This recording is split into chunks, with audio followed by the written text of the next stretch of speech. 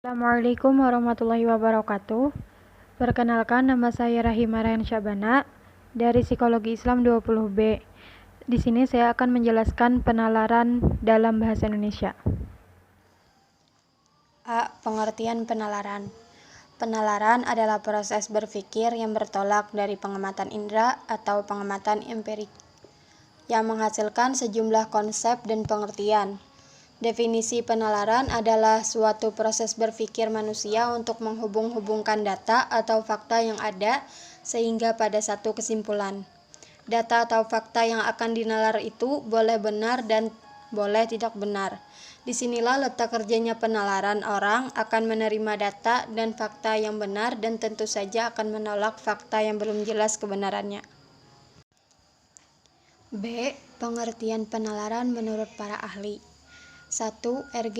Sukajo, penalaran adalah suatu bentuk pemikiran. 2. Kerap, penalaran adalah proses berpikir yang berusaha menghubungkan fakta atau evidensi atau pengamatan yang diketahui menuju suatu kesimpulan.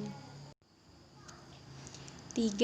Copy, penalaran merupakan kegiatan, proses, atau aktivitas berpikir untuk menarik suatu kesimpulan atau membuat suatu pernyataan baru berdasar pada beberapa pernyataan yang diketahui benar ataupun yang dianggap benar. 4. Suherman dan Winata Putra berpendapat bahwa penalaran adalah proses berpikir yang dilakukan dengan suatu cara untuk menarik kesimpulan. Kesimpulan yang diperoleh dari hasil bernalar didasarkan pada pengamatan data-data yang ada sebelumnya dan telah diuji kebenarannya.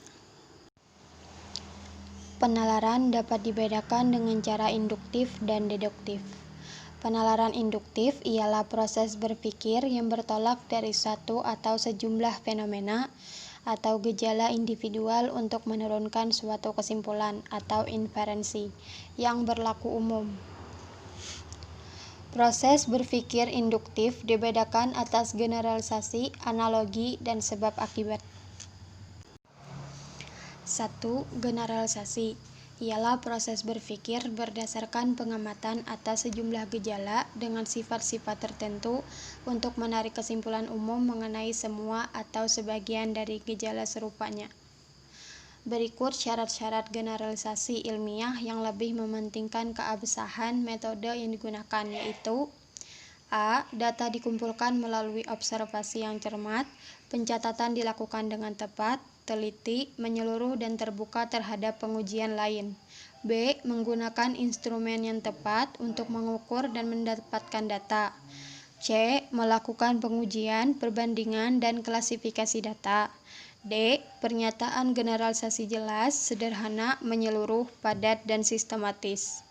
E. Hasil observasi dirumuskan dengan mempertimbangkan variasi waktu, tempat, dan keadaan lainnya, dan dipublikasikan untuk diuji, dikritik, dan dites. 2. Analogi. Analogi induktif ialah proses berpikir untuk menarik kesimpulan atau inferensi tentang kebenaran suatu gejala khusus berdasarkan beberapa gejala khusus lain yang memiliki sifat-sifat atau ciri-ciri esensial penting yang bersamaan. Yang diperhatikan dalam analogi ialah persamaan yang dipakai dasar kesimpulan benar-benar memiliki kesamaan dan ciri esensial yang penting yang berhubungan erat dengan kesimpulan yang dikemukakan. Contoh dari analogi induktif adalah kesimpulan beberapa ilmuwan yang mengatakan bahwa anak kera dapat diberi makan seperti anak manusia, berdasarkan kesamaan yang terdapat pada sistem pencernaan anak kera dan anak manusia. Kesimpulan ini sah karena dasar kesimpulannya, sistem pencernaan, merupakan ciri esensial yang berhubungan erat dengan kesimpulan yang dikemukakan. Analogi deklaratif, yaitu teknik menjelaskan dalam tulisan dengan mendahulukan yang telah diketahui sebelum memperkenalkan hal yang baru, yang mempunyai kesamaan dengan hal di atas. Contohnya, ilmu pengetahuan dibangun oleh fakta-fakta sebagaimana rumah itu dibangun oleh batu-batu. Tetapi tidak semua kumpulan pengetahuan itu ilmu, sebagaimana tidak semua kumpulan batu itu rumah. 3. Sebab akibat. Sebab akibat terbagi terbagi menjadi 3 lagi. Yang pertama, penalaran dari sebab ke akibat. Contohnya, Anda seorang diri tinggal di sebuah kamar sewa dengan penerangan lampu listrik. Pada libur akhir semester, Anda tinggal di rumah orang tua selama 1 bulan. Sepulang liburan, Anda baru sadar bahwa sebelum berangkat liburan, Anda tidak mematikan lampu kamar. Dari kenyataan ini, Anda menarik kesimpulan bahwa Anda akan membayar uang langganan listrik lebih tinggi daripada bulan-bulan sebelumnya. Maksud dari contoh sebab ke akibat adalah sebabnya itu karena Anda lupa mematikan lampu listrik saat ingin pergi liburan, dan akibatnya adalah Anda akan membayar uang langganan listrik lebih tinggi daripada bulan-bulan sebelumnya. Penalaran dari akibat ke sebab. Contoh, Anda pergi ke dokter dengan keluhan sakit kepala. Gejala sakit kepala ini akibat dari sesuatu. Pekerjaan dokter akan menemukan penyebab dan memberikan pengobatan yang tepat. Maksudnya, akibatnya itu adalah Anda pergi ke dokter dengan sebab sakit kepala. Yang ketiga atau terakhir, penalaran dari akibat ke akibat. Contohnya, ketika pulang kuliah, Anda melihat jalan-jalan basah dan becek. Anda segera menarik kesimpulan bahwa pakaian Anda yang dijemur di luar tentu basah.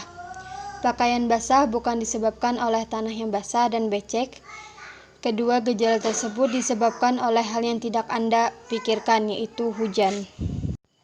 2. Penalaran deduktif ialah proses berpikir yang bertolak dari prinsip, hukum, putusan yang berlaku umum untuk suatu hal atau segala.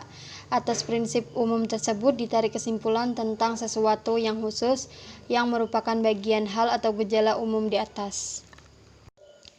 Penalaran deduktif terbagi menjadi 2, yaitu A. Silogisme adalah cara berpikir formal yang jarang terjadi dalam kehidupan sehari-hari, suatu proses penarikan kesimpulan secara deduktif.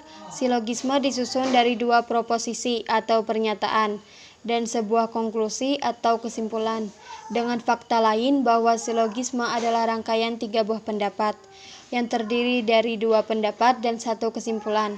Dilakukan melalui serangkaian pernyataan yang disebut silogisme dan terdiri atas beberapa unsur, yaitu 1. Dasar pemikiran utama atau premis mayor. 2. Dasar pemikiran kedua atau premis minor.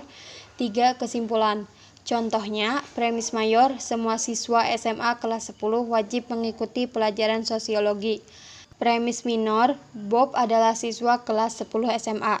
Kesimpulan, Bob wajib mengikuti jam pelajaran sosiologi. B. Entimen adalah penalaran deduksi secara langsung dan dapat dikatakan pula silogisme premisnya dihilangkan atau tidak diucapkan karena sudah sama-sama diketahui. Contohnya, siswa teladan ialah siswa yang selalu mematuhi peraturan di sekolah. Hanya itu yang dapat saya sampaikan. Sekian, terima kasih. Wassalamualaikum warahmatullahi wabarakatuh.